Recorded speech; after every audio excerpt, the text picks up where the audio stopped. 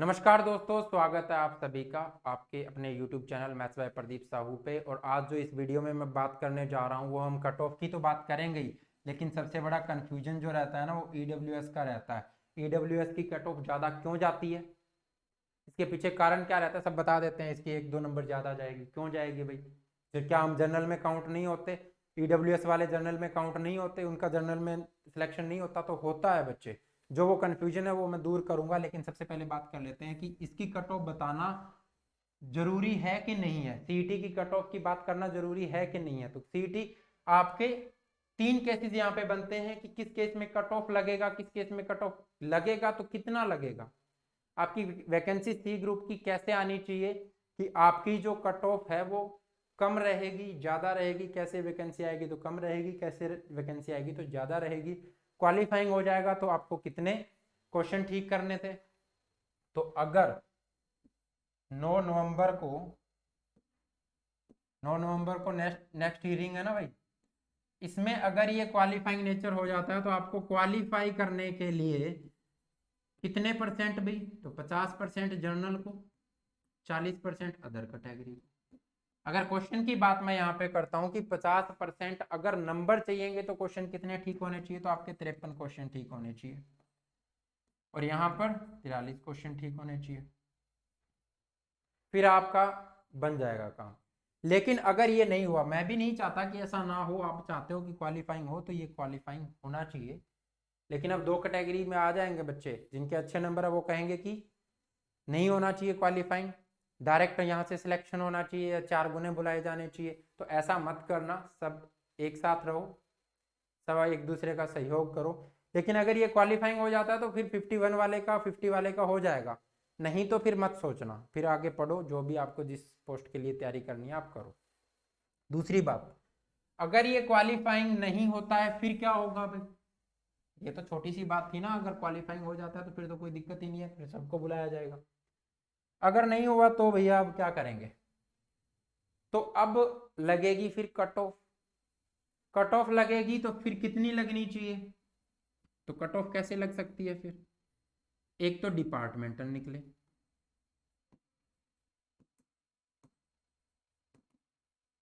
Departmental अगर vacancy आती है तो कैसे निकलेगी? और ग्रुप सी अगर वैकेंसी एक साथ आती है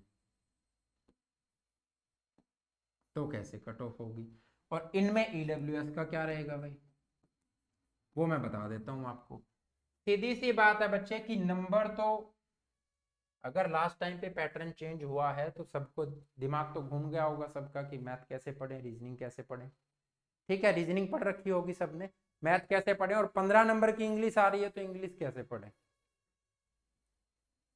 अब बात आती है कट ऑफ की। तो कट ऑफ आपको अगर मैं ये बताऊं कि अगर डिपार्टमेंटल पोस्ट निकलती है तो किसी भी डिपार्टमेंट में कितने पोस्ट निकल सकती हैं? ग्राम सचिव की 1000 पोस्ट, पटवारी की अलग से निकालेंगे तो 1000 पोस्ट। अगर किसी डिपार्टमेंट की 1000 पोस्ट निकलती है और फिर ये कहा जाता है कि इसके 4 गुना ही बुलाएंगे हम, तो 4000 बच्चे ही बुलाए जाएंगे ना भाई।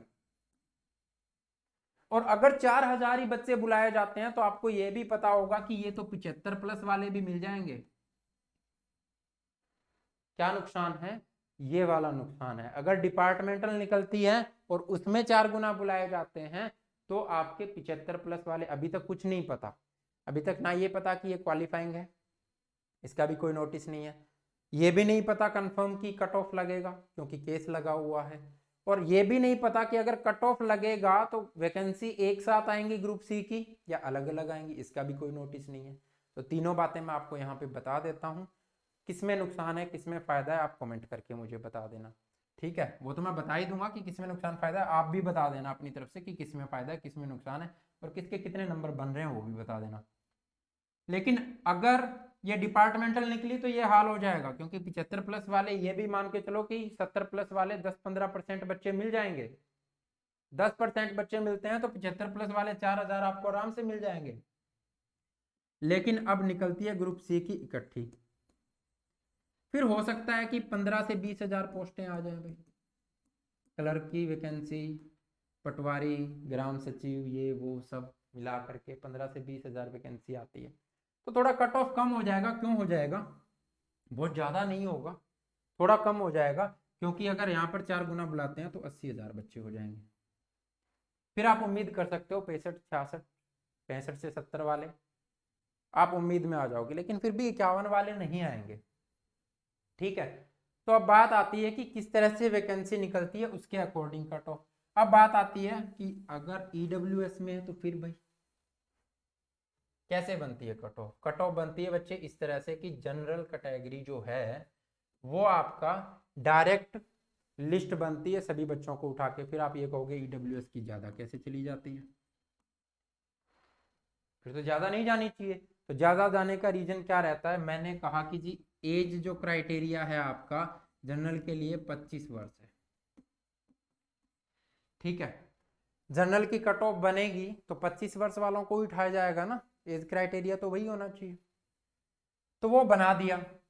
ईडब्ल्यूएस वाले वो बच्चे हैं जो पहले जनरल में ही तैयारी कर रहे थे, उनका एज 25 वर्ष हो गया।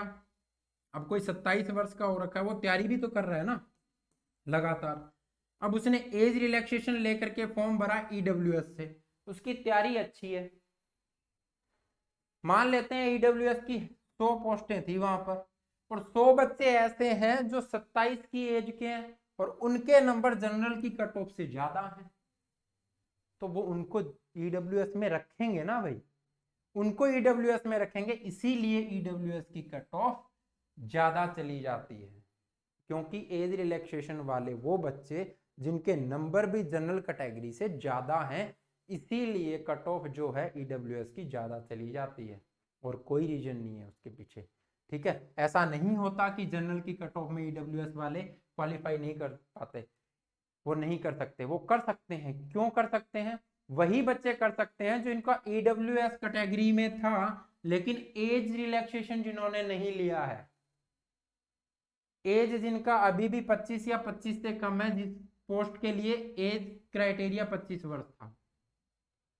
ठीक है, वही जनरल में क्वालिफाई कर सकते हैं, बाकी सभी ईडब्ल्यूएस में करेंगे। इसी तरह एसीबीसी का होता है भाई।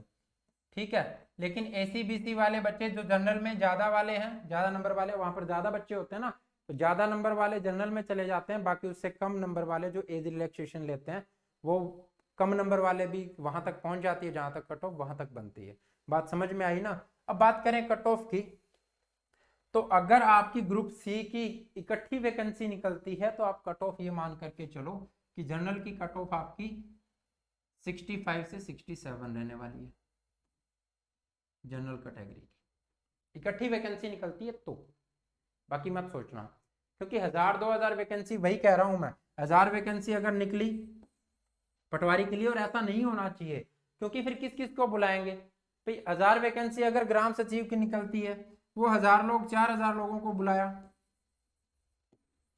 4000 लोगों को बुलाया, वो 1000 वैकेंसी निकली, उसमें 1000 लग गए। दूसरी बार ग्राम सचिव की जगह फिर पटवारी की वैकेंसी 1000 और निकलती है, उन्हीं 4000 लोगों को बुलाएंगे। इस 1000 जो लग गए हैं उनमें से आधे जाएंगे आधे नहीं जाएंगे, 3200-3300 लोग जाएंगे, उनमें से 1000 लग जाएंगे। इससे अच्छा तो फिर तुम 4000 वैकेंसी निकालो, ऊपर वालों को उठा करके लगा दो। ठीक है, क्योंकि वो तो लगने ही है ना फिर सब, इससे अच्छा तो वही रहेगा। या तो फिर आप ग्रुप सी की सारी वैकेंसी इकट्ठी निकाल दो, अगर वो नहीं कर रहे तो आप क्वालिफाइंग कर दो। ठीक है, तो अगर वैकेंसी इकट्ठी निकलती है तो कट ऑफ इसके आसपास रहने की आपकी उम्मीद रहेगी। ईडब्ल्यूएस की या तो सेम रहेगी या 66-68 हो सकती है, थोड़ा बढ़ सकती है। ठीक है, इससे ज्यादा नहीं। ठीक है, BCA B2 है यहाँ पर, तो इनकी कट ऑफ जो आपकी है 62-63 के आसपास रहेगी। अगर इतनी वैकेंसी होती है तो थोड़ा गैप आ जाता है 2-3 नंबर का। ठीक है, और एसी कैटेगरी की बात करूं तो एसी कैटेगरी की कट ऑफ आपकी 59 से 61 के बीच में रह सकती है। ठीक है, ये मान के चलो कि आप ये क्वेश्चन भी है, इतने क्वेश्चन भी आपके ठीक है, तो आप थोड़ा सा सेफ मान करके चल सकते हो अगर ग्रुप सी की टोटल वैकेंसी इकट्ठी निकलती है तो। ठीक है, तो ये रहेगा आपका कट ऑफ का सिस्टम। अगर अलग अलग निकलती है तो वो भी मैंने बता दिया, अगर एक साथ इकट्ठी निकलती है सभी पोस्टें तो भी मैंने बता दिया, और क्वालिफाइंग होता है तो फिर तो कोई दिक्कत वाली बात है ही नहीं। ठीक है, तो ये सब चीज़ें थी यहाँ पर। और फिर भी अगर आपको कोई चीज़ में डाउट है तो आप मुझे मैसेज कर सकते हैं। Telegram channel maths by Pradeep Sahu के नाम से है, आप लिंक डिस्क्रिप्शन में मिल जाएगा। नंबर भी आपको मेरा मिल जाएगा, बाकी मैं बता देता हूँ 81 681 40 455। इस नंबर पे आप मुझे व्हाट्सएप पे मैसेज कर सकते हैं, कोई दिक्कत नहीं है। आपको कोई भी डाउट है आप मुझे इस नंबर पे मैसेज कर सकते हैं, ठीक है। तो सीधी सी बात है कि इस तरह से कट ऑफ बनती है, तो ये चीज़ें आपके सामने हैं। क्योंकि 80-90 हज़ार अगर बच्चे बुलाए जाते हैं तो फिर तो यहाँ तक पहुँच सकते हैं, नहीं तो नहीं भाई, ठीक है। चलिए, तो यही था इसमें समझाने का। और ये डाउट बहुत रहता है ईडब्ल्यूएस का, तो ईडब्ल्यूएस का मैंने आपको बता दिया कैसे कम जाती है कैसे ज़्यादा जाती है। वैसे एनटीपीसी का जो आया था रिजल्ट उसमें कम गई थी, क्योंकि एनटीपीसी का जब फॉर्म भरा जा रहा था उसी टाइम पे ईडब्ल्यूएस वाला ये सिस्टम आया था और बहुत कम लोगों के पास सर्टिफिकेट थे ईडब्ल्यूएस के, तो बहुत कम लोगों ने फॉर्म भरे थे।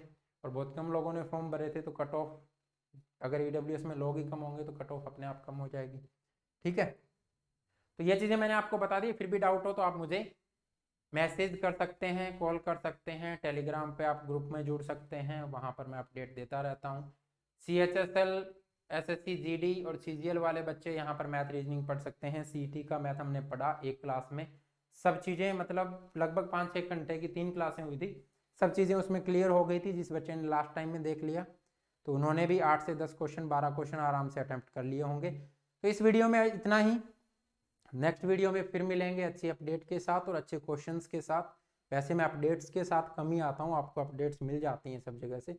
मैं जब भी आता हूँ क्वेश्चंस के साथ आता हूँ, क्योंकि बहुत कम टाइम में आता हूँ, ठीक है। लेकिन अब SSC GD CGL और CHSL को हम कंटिन्यू करेंगे यहाँ पर, तो जुड़े रहिएगा। जो भी नया बच्चा है चैनल को सब्सक्राइब जरूर कर लेना, बेल आइकन को दबा करके ऑल पे प्रेस करना, ताकि आपको नोटिफिकेशन मिलता रहे हर वीडियो का। और जिन्होंने अच्छी लगे वीडियो लाइक और शेयर कर देना। Okay, bye bye, take care, love you all.